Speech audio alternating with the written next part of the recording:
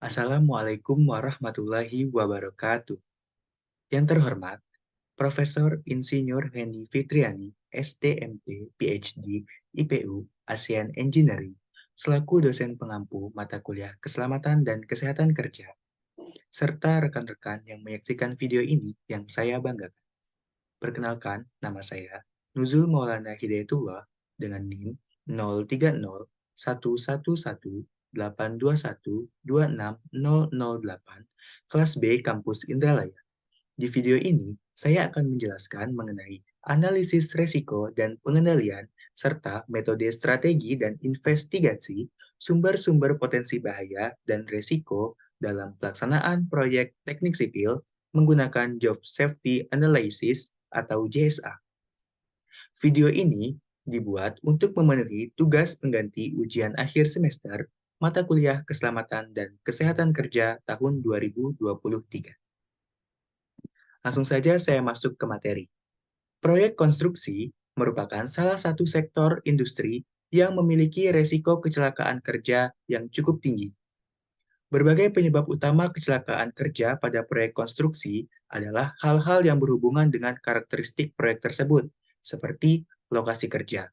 Lokasi kerja yang berbeda-beda, terbuka dan dipengaruhi oleh cuaca, waktu pelaksanaan terbatas, dinamis, dan menuntut ketahanan fisik yang tinggi, serta menggunakan tenaga kerja yang tidak terdidik ataupun yang tidak terlatih, ditambah dengan manajemen keselamatan kerja yang sangat lemah. Akibatnya, para pekerja bekerja dengan metode pelaksanaan konstruksi yang beresiko tinggi. Sementara, resiko tersebut kurang dihayati oleh para pelaku konstruksi, dengan seringkali mengabaikan penggunaan peralatan pelindung diri atau APD yang sebenarnya telah diatur dalam pedoman K3 konstruksi. Dalam sistem manajemen keselamatan dan kesehatan kerja, sering kita dengar istilah hazard dan resiko. Apa perbedaannya? Saya akan membahas terlebih dahulu mengenai hazard. Hazard atau bahaya dapat didefinisikan sebagai segala sesuatu yang berpotensi menyebabkan kerugian, baik dalam bentuk cedera atau gangguan kesehatan pada pekerja maupun kerusakan harta benda, antara lain berupa kerusakan mesin, alat, properti, termasuk proses produksi dan lingkungan serta terganggunya citra perusahaan. Sesuatu disebut sebagai sumber bahaya jika memiliki resiko yang menimbulkan hasil yang negatif. Selanjutnya adalah resiko. Resiko merupakan kombinasi dari kemungkinan dan keparahan dari suatu kejadian. Besarnya resiko ditentukan oleh berbagai faktor, seperti besarnya paparan, lokasi, pengguna, kuantitas, serta kerentanan unsur yang terlibat. Menurut AS NZS 4630 tahun 2004, resiko merupakan bahaya yang mungkin terjadi dan dampaknya dapat dilihat. Selanjutnya ada tingkat resiko.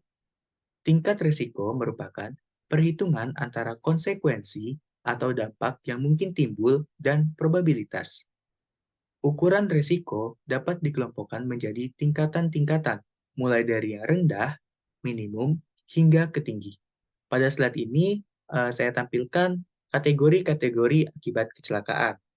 Kategori kecelakaan di sini dikategorikan menjadi 5. Ada kategori ringan, yang dampaknya tidak perlu perawatan medis, ada kategori sedang, yang memerlukan perawatan medis, ada kategori berat, yang dampaknya itu kematian dan kerusakan peralatan, ada kategori kritis, yaitu kematian dan rusak berat, atau proses terhenti total, dan ada kategori ekstrim, yang dampaknya dapat mengancam keselamatan masyarakat di sekitarnya. Selanjutnya, analisis resiko. Analisis resiko adalah menetapkan tingkat resiko atau level of risk yang bertujuan untuk menentukan tindakan atau perlakuan terhadap suatu hazard yang ada di tempat kerja. Analisis resiko juga merupakan upaya yang dilakukan untuk menentukan besarnya suatu resiko yang menjadi kombinasi antara kemungkinan terjadinya dan keparahan bila resiko tersebut terjadi. Untuk besarnya nilai resiko sendiri, itu dapat kita hitung dengan rumus Resiko sama dengan probability dikali dengan consequence. Selanjutnya ada pengendalian resiko atau risk control. Langkah selanjutnya adalah menentukan pengendalian risiko. Apabila kita telah melakukan identifikasi bahaya dan penilaian risiko, maka selanjutnya kita menentukan pengendalian risiko atau risk control. Pengendalian risiko bertujuan untuk memberikan solusi terhadap risiko yang sudah teridentifikasi dan diketahui tingkatannya. Untuk pengendalian risiko, diprioritaskan pada tingkat risiko dari sedang sampai ke tinggi. Sedangkan untuk risiko rendah itu dapat diabaikan. Selanjutnya ada identifikasi bahaya. Identifikasi bahaya merupakan langkah awal dalam mengembangkan manajemen risiko K3. Identifikasi bahaya adalah upaya sistematis untuk mengetahui adanya bahaya dalam aktivitas organisasi. Secara sederhana, dengan melakukan pengamatan. Tanpa mengenal bahaya, maka risiko tidak dapat ditentukan, sehingga upaya pencegahan dan pengendalian tidak dapat dijalankan. Identifikasi bahaya dapat dilakukan dengan mengetahui sumber-sumber bahaya terlebih dahulu.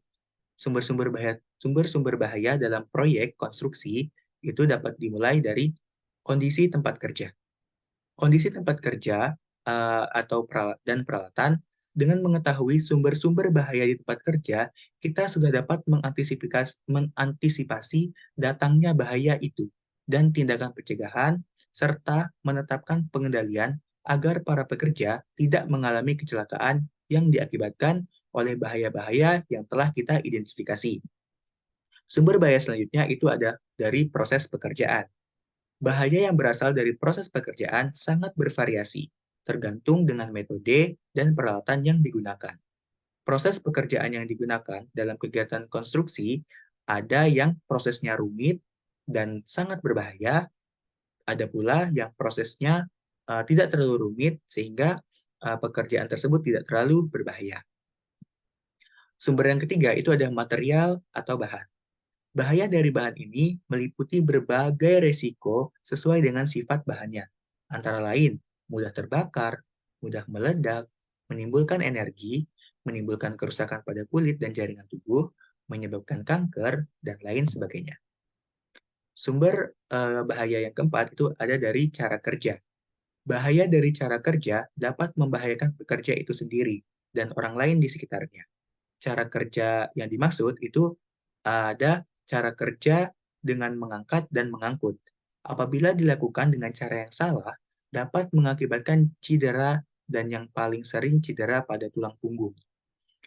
Cara kerja yang selanjutnya itu ada cara kerja yang mengakibatkan hamburan debu dan serbuk logam, percikan api, serta tumpahan bahan berbahaya. Sumber bahaya yang selanjutnya itu ada kurang disiplinnya dalam penggunaan APD. Kurang disiplin para tenaga kerja dalam mematuhi ketentuan dalam penggunaan atau pemakaian alat pelindung diri, ini biasanya disebabkan karena alasan yang sepele, yaitu karena APD itu dianggap mengurangi feminitas, sehingga terbatasnya faktor stimulan pimpinan, dan karena tidak enak dan kurang nyaman juga merupakan alasan mengapa tidak disiplin karyawan dalam menggunakan APD. Menurut Sohatman Ramli, bahaya itu diklasifikasikan menjadi bahaya mekanis, bahaya listrik, bahaya kimiawi, bahaya fisik, dan bahaya biologis. Yang pertama ada bahaya mekanis. Bahaya mekanis bersumber dari peralatan mekanis atau benda yang bergerak dengan gaya mekanika, baik yang digerakkan secara manual maupun yang menggunakan mesin penggerak. Misalnya, mesin gerindra, mesin bubut, mesin potong, mesin pres, atau dan juga mesin tempak.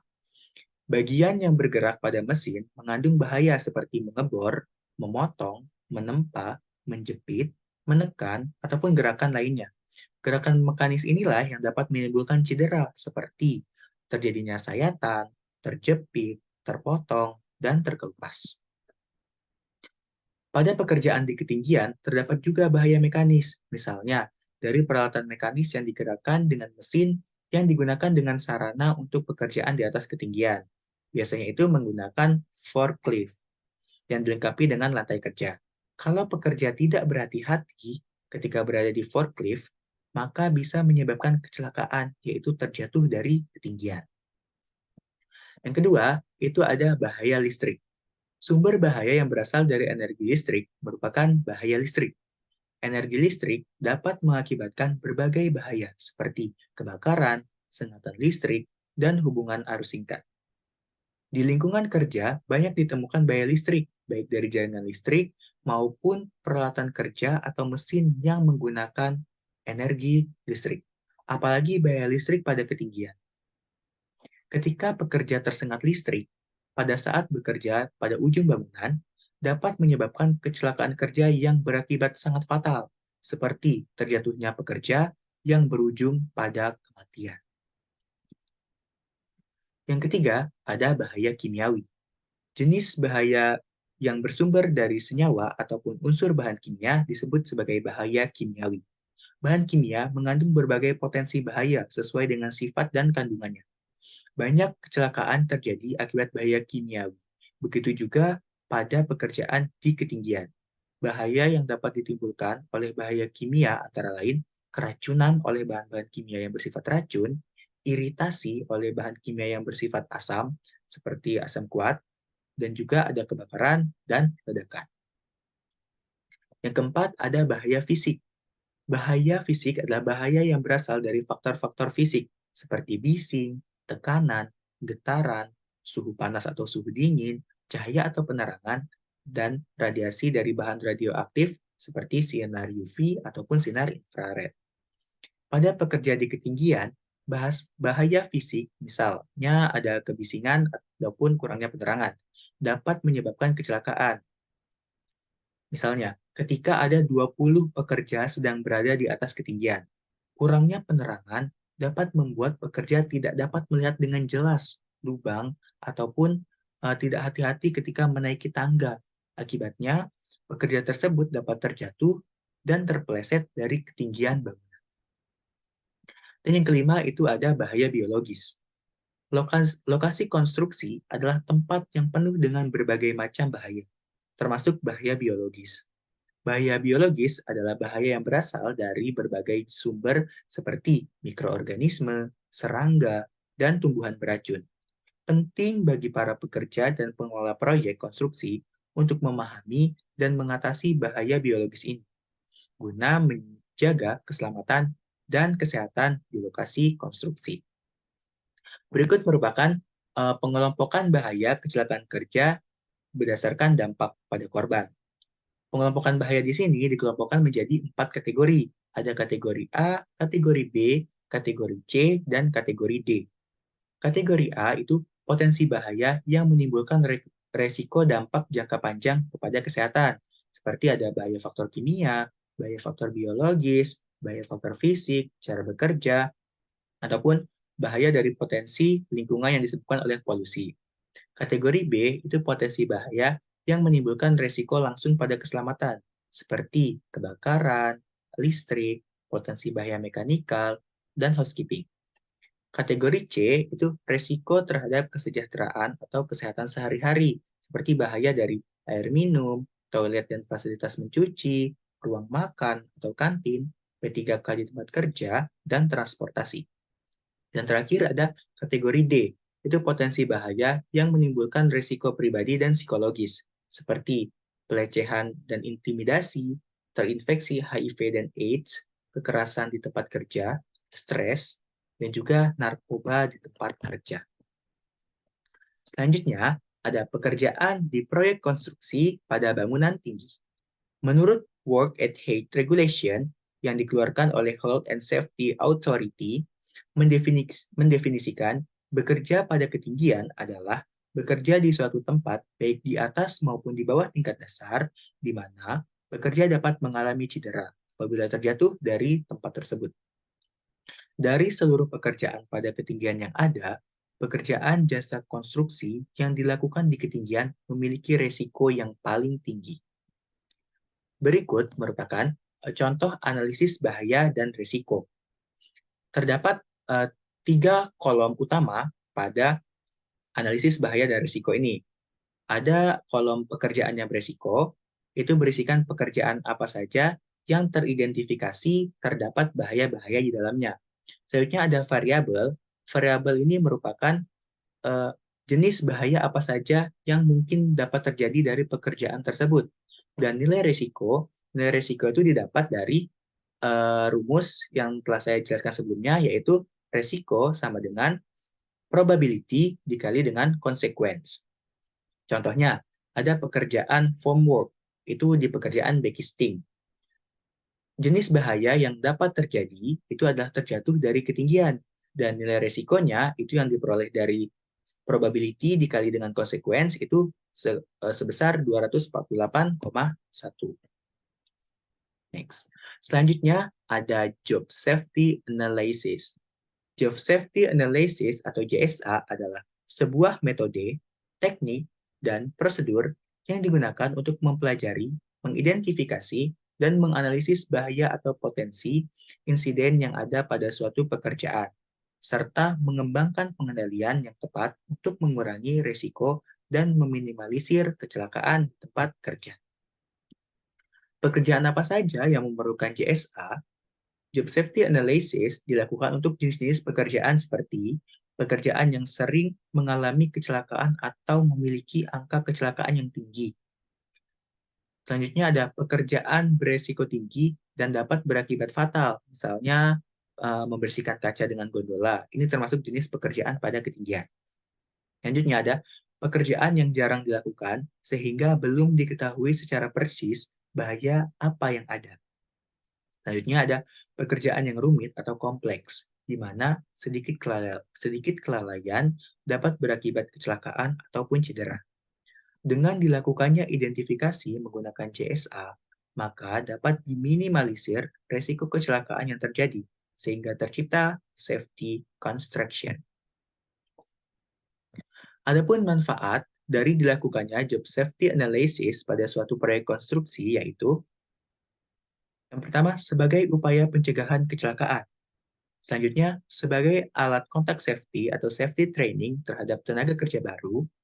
Selanjutnya, melakukan review pada job prosedur setelah terjadi kecelakaan, memberikan pre-job interaction pada pekerjaan yang baru, memberikan pelatihan secara pribadi kepada karyawan, dan dapat meninjau ulang SOP atau standar operasional prosedur.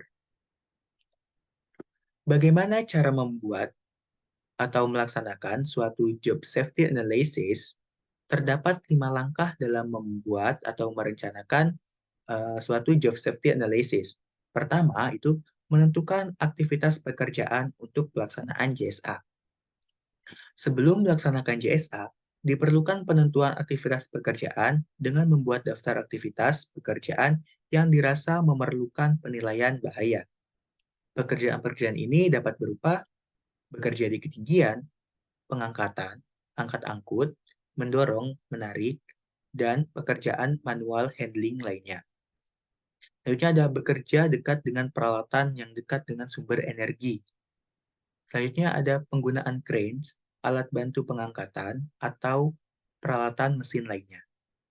Selanjutnya ada bekerja sendiri atau bekerja di area yang terisolasi, dan pekerjaan lainnya yang mengharuskan pekerja naik ke atas maupun di bawah area kerja. Contohnya adalah penggalian. Yang kedua, itu menentukan dan mencatat langkah-langkah dari aktivitas pekerjaan tersebut. Setelah kita menentukan aktivitas pekerjaan yang akan dilaksanakan JSA, maka selanjutnya kita catat langkah-langkah aktivitas pekerjaan tersebut. Mencatat langkahnya itu dengan mengobservasi aktivitas pekerjaan, mencatat informasi untuk mendeskripsikan secara benar langkah yang dilakukan, mengambil gambar atau video dari masing-masing langkah pekerjaan, selanjutnya melakukan review langkah-langkah tersebut dengan karyawan, dan melibatkan karyawan dalam seluruh aktivitas analisis. Yang ketiga, mengidentifikasi bahaya dari masing-masing langkah pekerjaan. Dalam tahap ini, diperlukan analisis dengan pertanyaan-pertanyaan seperti, apa yang terjadi jika terdapat kesalahan? Apa konsekuensi dari aktivitas pekerjaan ini? Apa saja faktor, bagaimana bahaya dapat muncul dan apa saja faktor yang berkontribusi, serta seberapa sering bahaya dan risiko dapat terjadi. Yang keempat, mendeskripsikan cedera atau injury yang mungkin terjadi dari bahaya tersebut. Pada langkah ini, pengamat memerlukan informasi mengenai jenis bahaya apa saja yang dapat terjadi dan potensi cedera apa saja yang didapatkan. Contoh informasi mengenai jenis bahaya apa saja yang dapat terjadi dan potensi cedera apa saja yang dapat didapatkan, itu saya tampilkan pada slide ini. Contoh, ada jenis bahaya terjepit dan terpotong. Potensi cedera yang terjadi itu adalah luka memar, luka tergores, amputasi, bahkan fatality. Yang kelima, itu mengidentifikasi cara untuk mengeliminasi atau mengendalikan bahaya. Setelah bahaya dan risiko teridentifikasi, selanjutnya adalah mengetahui pengendalian apa yang sesuai. Jika terdapat potensi bahaya, langkah awal adalah menentukan pengendalian teknis atau engineering control, administratif, dan membuat prosedur. Penyediaan alat pelindung diri yang tepat dan efektif merupakan bentuk pengendalian yang terakhir. Berikut ini merupakan contoh dari job safety analysis. Pada tabel job safety analysis ini berlokasi di pekerjaan rooftop tower A. Berarti pekerjaan tersebut merupakan pekerjaan di proyek bangunan tinggi. APD yang direkomendasikan pada proyek ini adalah sepatu safety, sarung tangan atau hand glove, helm, masker, pakaian kerja formal panjang, safety harness, double lanyard. Pada tabel job safety analysis, setidaknya itu ada 3 kolom utama. Yang pertama itu ada kolom pekerjaan, selanjutnya ada kolom bahaya yang diidentifikasi atau bahaya apa saja yang mungkin terjadi di pekerjaan tersebut, dan kolom ketiga itu ada tindakan pengendalian bahaya atau tindakan apa yang harus dilakukan untuk dapat mengantisipasi atau meminimalisir bahaya-bahaya di pekerjaan tersebut. Contohnya ini ada pekerjaan persiapan.